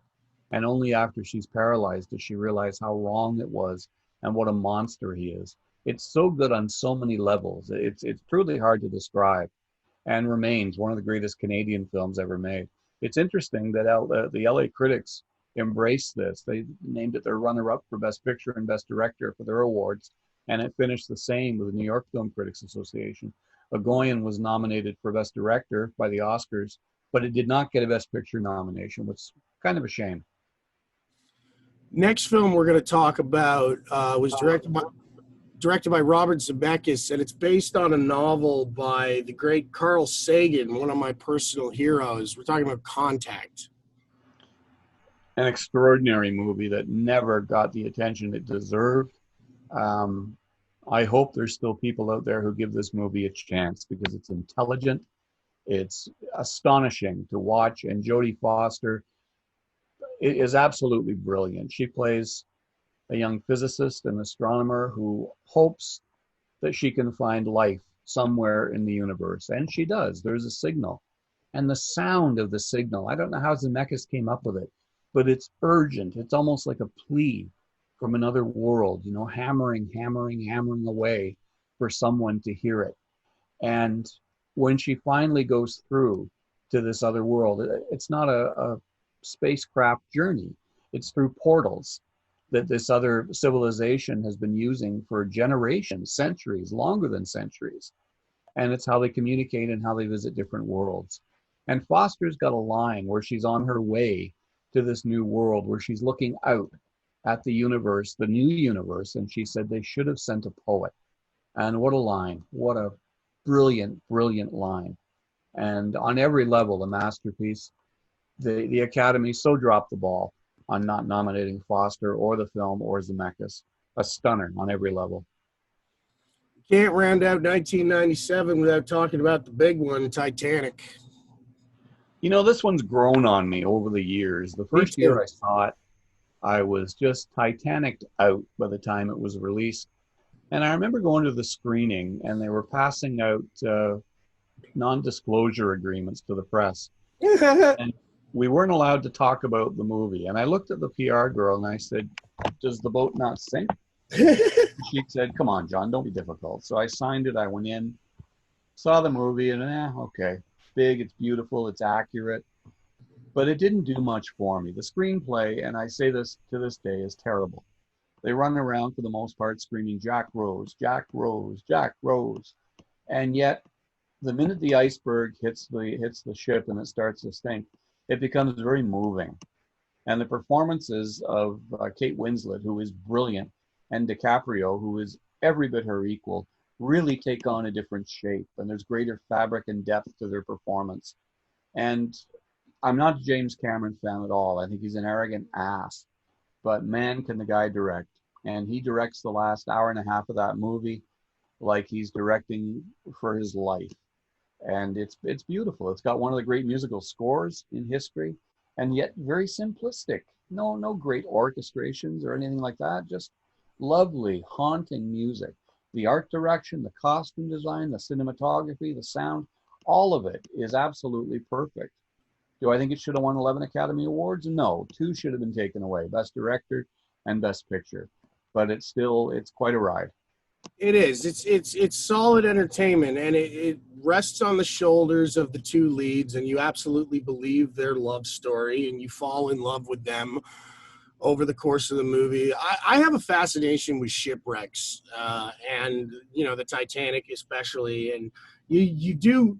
I get what you're saying about James Cameron, but you have to admire the scope and the scale and the ambition of the film. Oh, the man went down to the Titanic how many times? He spent more time with that ship than any of its passengers did. Yeah, and I mean, to even have the guts to go down there, I couldn't do it. No. I'm claustrophobic. I'd get in that little thing. I'd lose my fucking mind before they even put me in the water. And yet he went down there so many times, knowing the risk, a crack in that thing, and he's dead in a millisecond.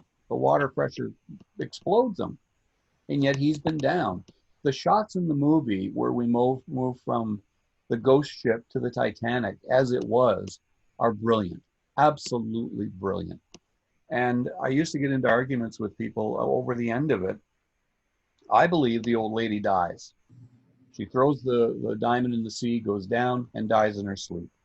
And we see the photographs of her life. And then we see DiCaprio at the top of the stairs in front of the clock where he said he'd meet her. And she's young again, reunited with the love of her life. So of course she died.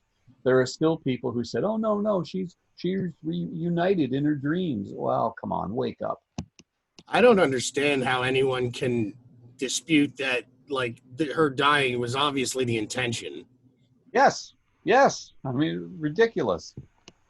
Yeah, I don't understand that at all. Obviously she's dead. Yep. All right. Anyway, we're moving on to 1998, and we're starting off with a very big, very important film, one of the greatest, certainly the greatest war movie ever made, Saving Private Ryan. I saw Saving Private Ryan for the first time at about 8 o'clock in the morning at the Uptown Theater at Yonge and Bloor. And 2.5 hours later, when it was over, a bunch of film critics who never spoke to each other got together, sat down in the lobby, and talked about the movie. Every one of us agreed, this is earth-shattering. I mean, something seismic just happened, and Spielberg has created possibly the best war movie ever made. It was astonishing. That opening scene, the man in the cemetery, you wonder where it's going, and then we cut to the beaches of Normandy, and we see some of the most electrifying combat footage ever shot. And I remember listening to a veteran talk about it, and he said, the only thing missing was the smell of the gunpowder, the smell of the blood, and the smell of the sea. And I mean, he was weeping when he was talking about it. Tom Hanks plays Captain Miller, who is given a mission after they take the beach at Normandy to find Private Ryan, who has lost his brothers, all of his brothers, and is being sent home to his mother. And off they go looking for this Private Ryan. And they find him, and there's another battle at the end of the film that's every bit as stunning as the one at the beginning of the film. And Ryan does indeed live. We learn that he is the old man in the cemetery at the beginning of the film. the direction, the editing, the cinematography is absolutely life-altering. The sound effects and the editing are stunning. Tom Hanks' performance in this movie, he actually cut lines of dialogue that he had because he thought he could convey it better in silence, and he was absolutely right. His best scene in the movie is after the death of the little medic, Wade, and he goes off by himself and breaks down sobbing because yet another man has died under his watch. It was nominated for 11 Academy Awards. It famously won Best Director, both the Sound Awards, Cinematography, and Film Editing, yet lost Best Picture. I mean, I don't know how that happened. Steven Spielberg won the second Best Director award in 5 years, and he too was stunned when it lost Best Picture. All of Hollywood believed this was going to win, and it didn't. And it lost to our next film, Shakespeare in Love.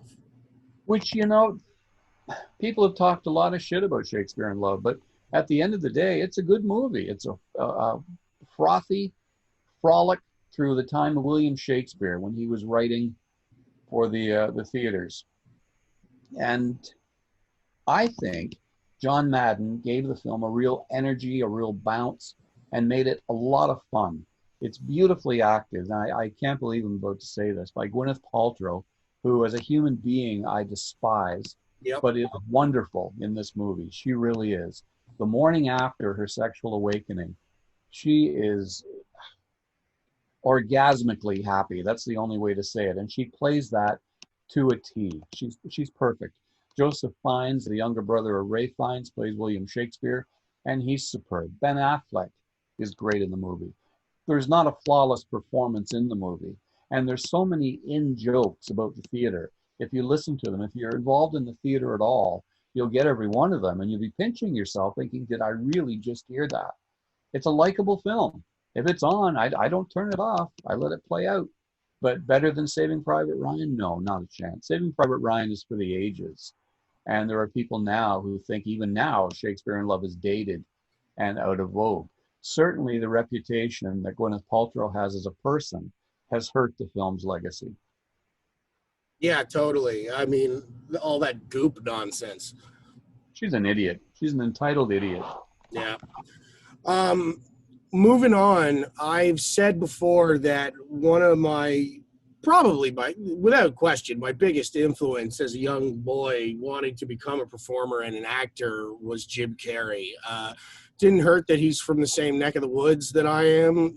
He's from Ontario, and I knew that. And the guy was absolutely just my hero in the 90s, and I've grown to respect him tremendously for many reasons. But let's talk about a great film that came out in 98, The Truman Show. Yeah, I love this movie. It's so good for so many reasons. And Jim Carrey is terrific in the movie.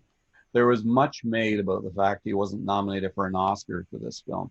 And I had no problem that he wasn't. I thought it was a good performance, not a great performance. The year after, I raged when he wasn't nominated as Andy Kaufman in Man on the Moon. He deserved to be nominated for that. He might have deserved to win.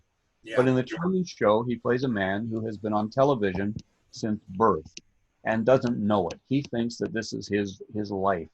And yet everybody else, everybody on the planet watches him every night and watches his life unfold. And he becomes gradually aware of it. A light falls from the heavens and crashes in his yard.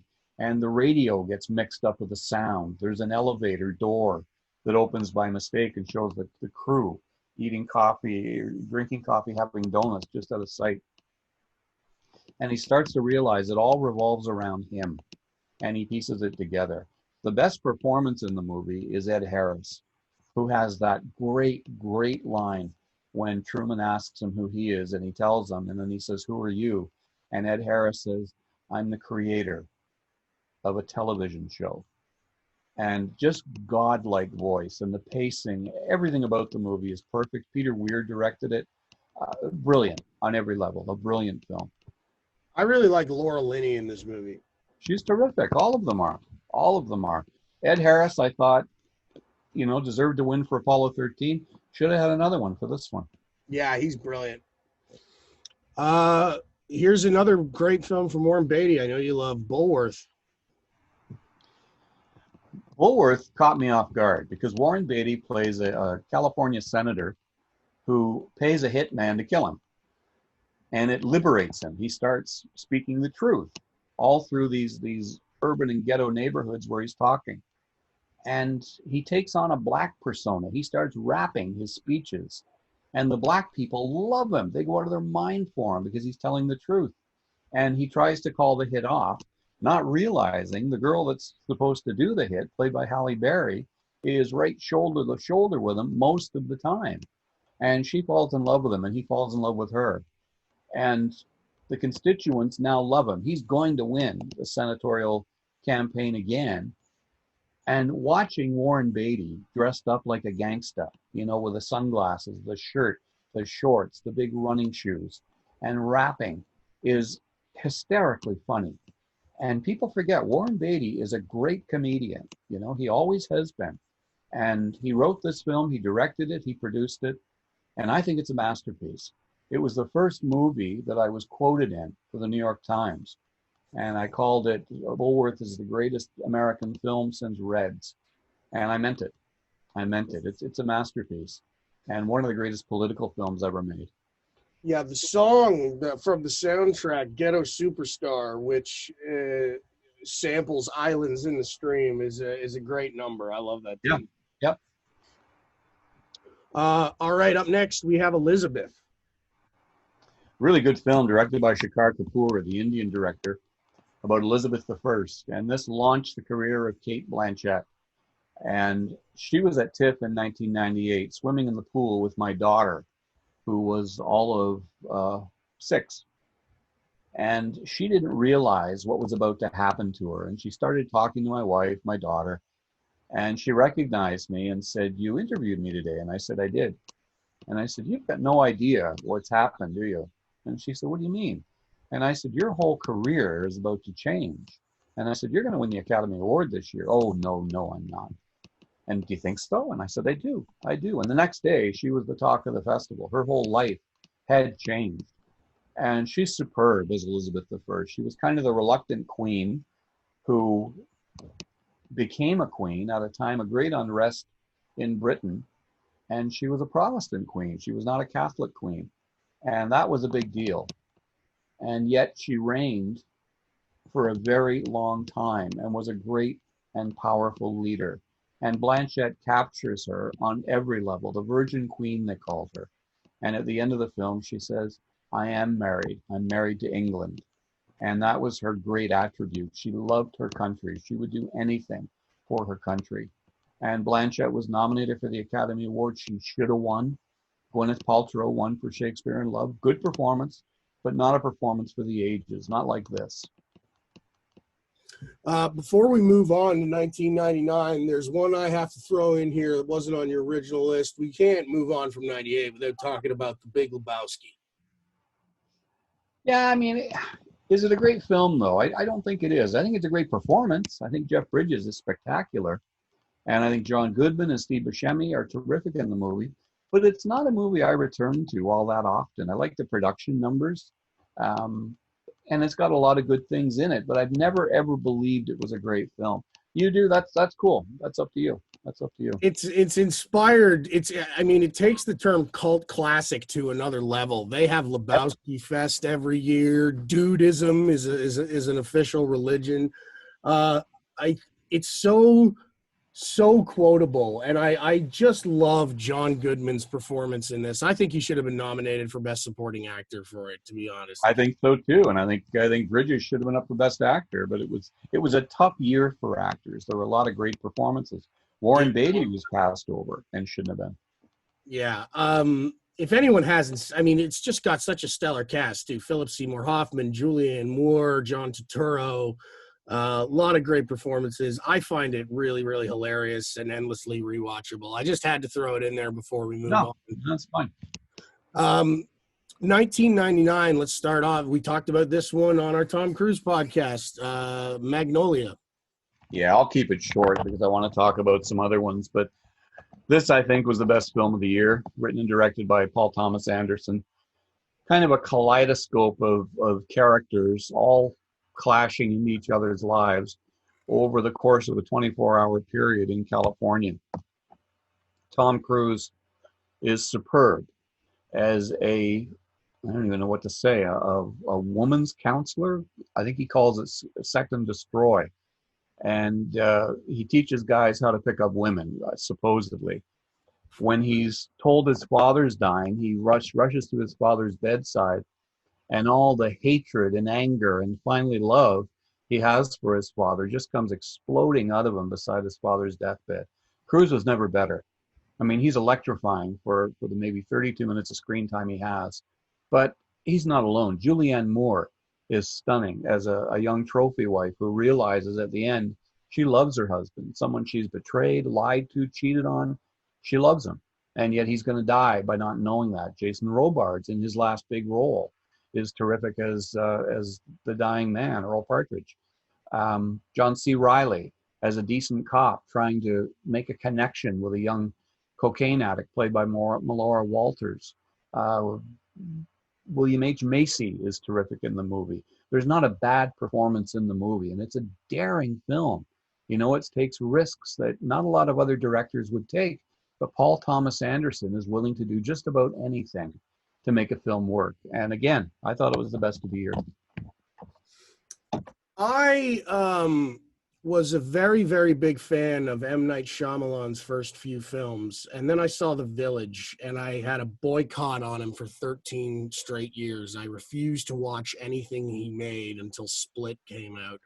And then he made Glass, and I really liked Split, and I liked Glass, but all of this goes back to his first film, and many would say his best film, The Sixth Sense. Yeah, it's still his best film. I've watched this several times just to see if I can find a flaw, just to see if he did something wrong, or you can pick apart something that says, oh, no, this happened or this happened. You can't. I've tried, and I've tried and tried and tried. And I thought maybe Bruce Willis pulled the chair out when he went to sit with his wife when she's by herself in the restaurant. He doesn't. He just walks in and sits there. When he's talking to the mother and the little boy comes home one day, they're not talking. They're just sitting there in silence. It's perfect. And spoiler alert, anybody who hasn't seen the film, turn the podcast off right now. Yeah. When we find out that Bruce Willis is dead, it all makes sense. And it blew me away when I found it out. But it all made perfect sense. The little kid says to him at one point, that great line that he says with such, panic and chilling horror, I see dead people, but they don't know they're dead. And of course Bruce Willis doesn't know he's dead. Of course he doesn't. And just a perfect ghost story on every level. And M. Night Shyamalan was poised to be the next Spielberg. And just ask him, he'll tell you so. His ego knew new bounds. And he was nominated for the Academy Award. He was nominated for a Directors Guild Award, a Golden Globe. He was the director of the minute. And he followed this with Unbreakable, which was equally good, not as successful, but equally good. Signs, which was very good. And then he made a piece of shit called The Village, which completely betrayed every rule he'd set out for himself as a director. Right from the opening scene, he lied to the audience. And that was it for me. I was done with him. So you're and me are on the exact same fucking page when it comes to M. Night Shyamalan. Oh, yeah. The Village has got some admirable qualities. Bryce Dallas Howard is wonderful in The Village. And it's got a great musical score. The fiddle music is fantastic. But it's a cheat. It's a cheat. The dates on the gravestones at the beginning of the film say 1870-something. And it's present day. Why do those people have to lie about where we are? It won't matter to them. The kids won't know. You know, and the monster in the woods. Jesus Christ, give me a break.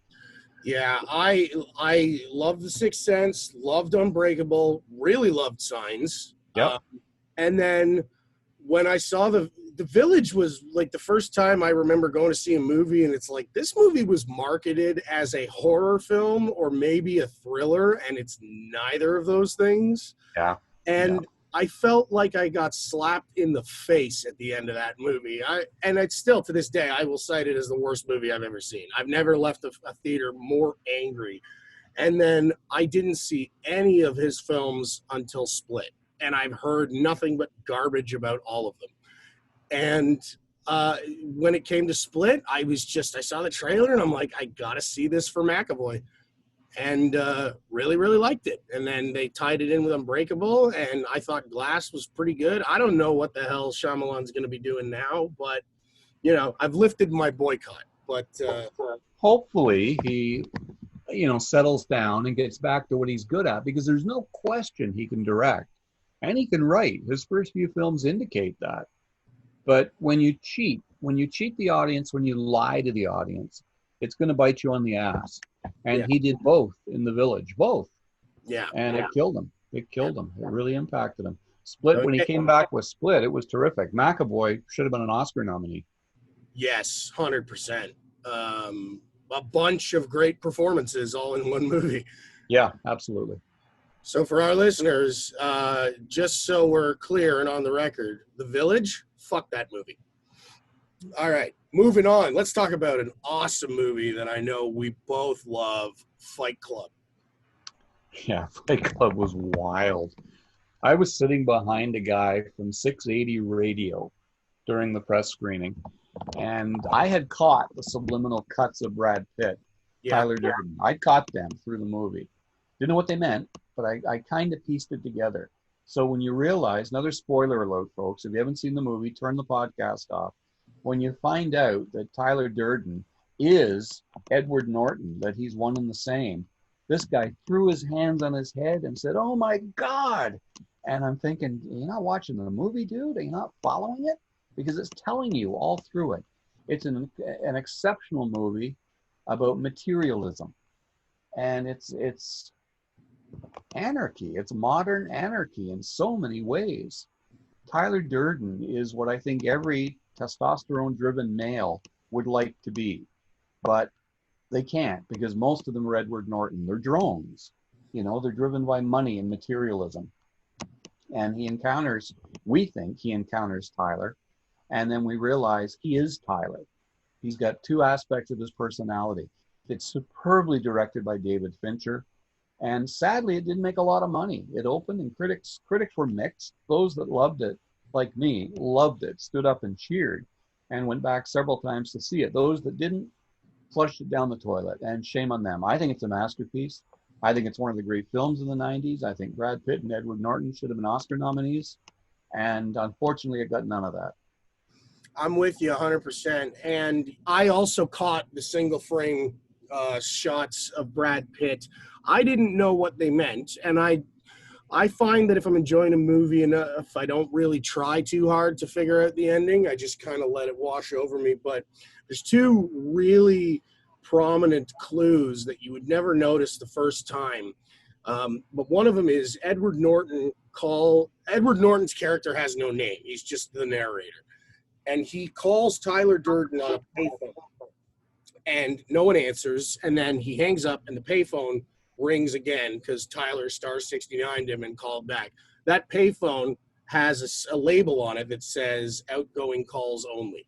So that's one major clue. And another one is when they're in the car crash where Brad Pitt's character is driving and Norton's is riding in the passenger seat. When the car is flipped over, they pull Norton's character out of the driver's side. And I just think little touches like that were brilliant. There's one more that a lot of people miss too. When Brad Pitt puts the lie on his arm? Yeah. After that scene, Brad Pitt also has a scar on his arm. Oh, yeah. So, yeah, there's just so many beautiful clues. And it's such a tight, solid movie. And bold and daring as well. Yeah, well, everything cinema tries to be. So it's a kick-ass movie and endlessly rewatchable. Let's move on. We mentioned this film when we were talking about The Truman Show. Jim Carrey, for Man on the Moon, is a biopic of Andy Kaufman, who a self-proclaimed song and dance man who was a predecessor to people like Sacha Baron Cohen when he did stuff like Borat. And he was a guy who just tried to get reactions out of people, even if it made them horribly uncomfortable. He would stage things. Very interesting, bizarre guy. There's a documentary, I don't know if it's still on Netflix or if it's a Netflix original. It's called Jim and Andy, The Great Beyond, and it goes into the making of this movie.